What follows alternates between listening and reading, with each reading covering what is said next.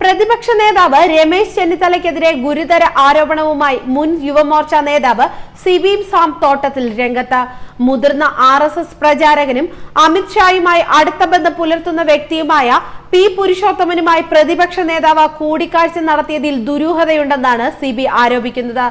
എന്ത് സാഹചര്യമാണ് RSS പ്രചാരകനായ പുരുഷോത്തമനുമായി കൂടിക്കാഴ്ച നടത്താൻ കേരളത്തിന്റെ പ്രതിപക്ഷ നേതാവിനുള്ളത്?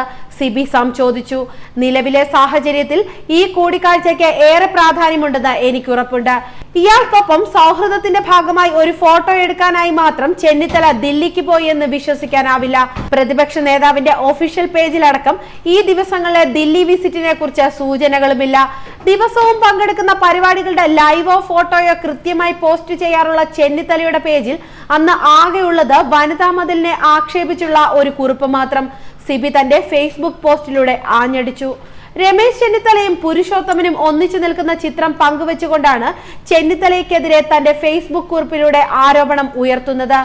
പുരുഷോത്തമൻ ഡിസംബർ 26 വൈകിട്ട് ചിത്രം ഫേസ്ബുക്കിൽ പോസ്റ്റ് ചെയ്തിരുന്നുവെന്നും സംഘടനാപരമായോ വ്യക്തിപരമായോ പുരുഷോത്തമനുമായി ചെന്നിത്തലയ്ക്ക് ബന്ധപ്പെടേണ്ട എന്ത് സാഹചര്യമാണുള്ളതെന്നും സിബി പോസ്റ്റിൽ ചോദിക്കുന്നു.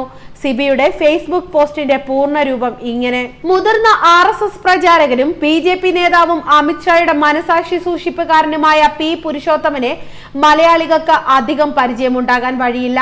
കോട്ടയം പാലാ സ്വദേശിയായ ഇദ്ദേഹം ചെറുപ്പകാലത്ത് തന്നെ വടക്ക് കിഴക്കൻ സംസ്ഥാനങ്ങളിൽ പ്രചാരക വൃത്തിക്കായി നിയോഗിക്കപ്പെട്ട ആളാണ്. പൊതുരംഗങ്ങളിൽ ഒന്നും തന്നെ നേരിട്ട് രംഗത്തെത്താത്ത ഇദ്ദേഹം ഓർഗനൈസർ എന്ന RSS മുഖപത്രത്തിന്റെ എഡിറ്റർ കൂടിയായിരുന്നു. അമിത്ഷായുടെ മനസാക്ഷി സൂക്ഷിപ്പുകാരനായ ഇദ്ദേഹവും പ്രതിപക്ഷ നേതാവ് ശ്രീ രമേശ് ചെന്നിത്തലയുമായുള്ള ബന്ധമെന്ത്?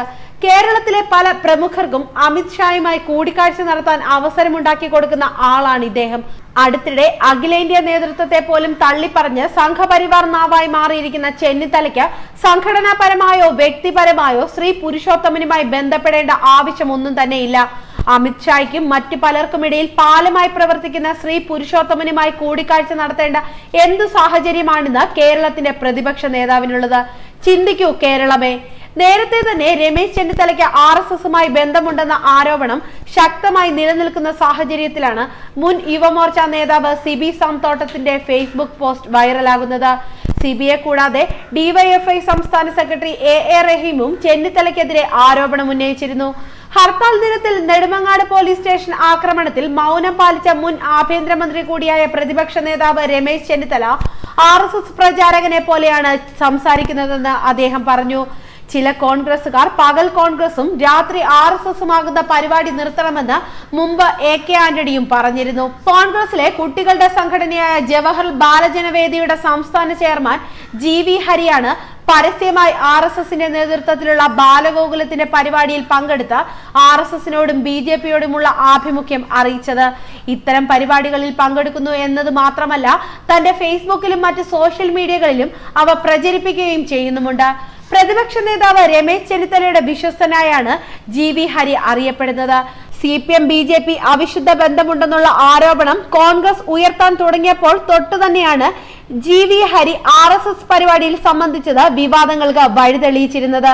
KPCC മെമ്പർമാരെ തിരഞ്ഞെടുക്കുമ്പോൾ സ്വന്തം ജില്ലയായ തിരുവനന്തപുരത്തെ നേതാക്കന്മാർ ഗ്രൂപ്പ് വ്യത്യാസം മറന്ന് RSSുമായുള്ള അവിശുദ്ധ ബന്ധം കാരണം ഹരിയെ മാറ്റി നിർത്തിയിരുന്നു.